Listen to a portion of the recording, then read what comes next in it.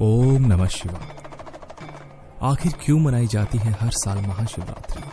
आइए जानते हैं इसके पीछे के गूढ़ रहस्य। हर साल भारत में शिवरात्रि बड़े धूमधाम से मनाई जाती है। सभी भक्त भगवान शिव को फूल अर्पित करते हैं और शिवलिंग पर दूध जल अर्पित करते हैं। इस दिन भक्त भांग भी पीते हैं, लेकिन क्या आप जानते हैं कि शिवरात्रि का असली जो महत्व है वह क्या है और इसे क्यों मनाई जाती है? चलिए जानते हैं इसके बारे में कुछ पौराणिक कथाएं। महाशिवरात्रि मनाए जाने के संबंध में पुराणों में कई प्रथाएं प्रचलित हैं। भगवत पुराण के अनुसार समुद्र मंथन के समय वासुकी नाग के मुख से भयंकर विष की ज्वालाएं उठी और वे समुद्र के जल में मिश्रित हो विष के रूप में प्रकट हो गई। विष की यह ज्वालाएं संपूर्ण आकाश में फैलकर समस्त चराचर जगत को जलाने लगी। इस भीषण स्थिति से घबराकर देव मुनि भगवान शिव के पास गए तथा भीषणतम स्थिति से बचने का अनुरोध किया तथा प्रार्थना की कि हे प्रभु, हमें इस संकट से बचाएं, हमारे प्राणों की रक्षा करें। भगवान शिव तो आशुतोष और दानी हैं। वे तुरंत प्रसन्न हुए तथा तत्कालीन उस विष को पीकर अपनी योग शक्ति से उसे कंठ में धारण कर लिया तथा भगवान शिव नीलकंठ कहलाए। इस समय समुद्र के जल से चंद्र अपनी अमृत की किरणों से प्रकट हुए। देवताओं के अनुरोध पर विष की शांति के लिए भगवान शिव ने अपनी ललाट पर चंद्रमा को धारण कर लिया।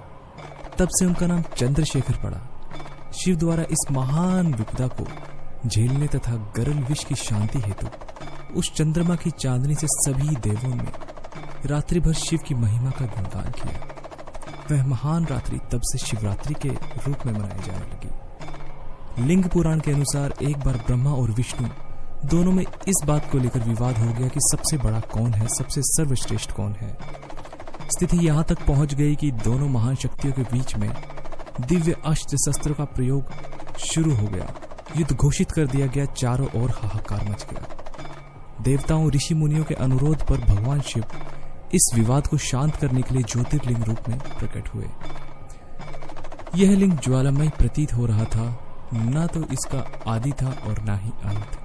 ब्रह्मा विष्णु दोनों ही इस लिंग को देखकर यह समझ रहे थे कि यह क्या वस्तु है। विष्णु भगवान सूकर के रूप धारण कर नीचे की ओर उतरे तथा ब्रह्मा हंस का रूप धारण करके ऊपर की ओर। यह जानने के लिए कि इस लिंग का आरंभ कहां से हुआ है और यह कहां तक है। दोनों को ही सफलता नहीं मिली। तब दोनों ही ने ज्योतिर्लिंग को प्रणाम किया। उस समय ज्योतिर्लिंग से ओम की ध्वनि सुनाई दी। ब्रह्मा विष्णु दोनों आश्चर्यचकित हो गए।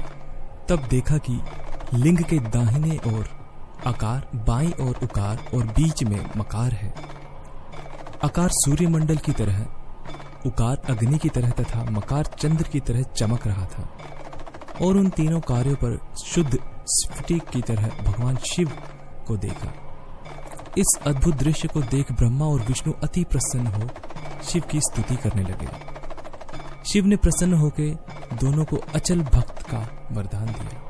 प्रथम बार शिव को ज्योतिर्लिंग रूप में प्रकट होने पर इसे शिवरात्रि के रूप में मनाया गया। वैसे तो कथाएं नाना प्रकार की हैं, लेकिन कथाएं जो भी हों, सच्चाई इस बात की है कि विकट घड़ी में भगवान शिव ने, चाहे विषपान से संबंधित समस्या थी या दो महाशक्तियों के युद्ध अशांति की, भगवान शिव ने साहसपूर्वक, धैर्यपूर्वक जगत के कल्याण हेतु आपदा प्रबंध किया।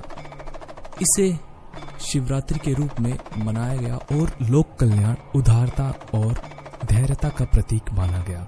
तभी से शिवरात्रि को हम और आप सभी मनाते हैं और यह सारी की सारी भोले बाबा नीलकंठ महादेव के गुणगान हैं, उनकी कथाएं हैं। और उम्मीद करूंगा कि आपको सब कुछ समझ में आ गया होगा कि क्यों शिवरात्रि मनाई जाती है और इसके महत्व क्या है। और शिवरात्रि शुरू हो चुकी है तो भोले बाबा की भक्ति में लीन हो जाइए और मेरे साथ जोर से कहिए, जय नीलकंठ महादेव।